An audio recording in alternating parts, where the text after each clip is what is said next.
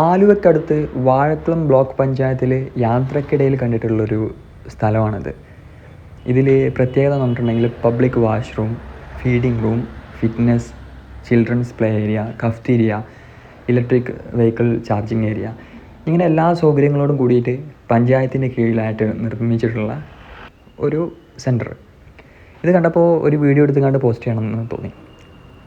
നമ്മുടെ എല്ലാ ഗ്രാമപഞ്ചായത്തുകൾക്കും എല്ലാ പഞ്ചായത്തുകൾക്കും മാതൃകയാക്കാൻ പറ്റുന്ന വിധത്തിലുള്ള ഒരു ഇത്. യാത്രാമധ്യേ വാഷ്റൂം യൂസ് ചെയ്യേണ്ടവർക്ക്, മറ്റ് ഫീഡ് കാര്യങ്ങൾക്ക് ചെയ്യേണ്ടവർക്ക്, ടീ കുടിക്കേണ്ടവർക്ക്, ഇതൊരു പഞ്ചായത്തിൻ്റെ ഒരു വരുമാന മാർഗവും അതോടൊപ്പം ജനങ്ങൾക്ക് വളരെയധികം ഉപകാരപ്പെടുന്ന ഒരു സെൻറ്റർ കൂടിയായിട്ടാണ് എനിക്ക് ഫീൽ ചെയ്തതല്ലേ. ഭയങ്കര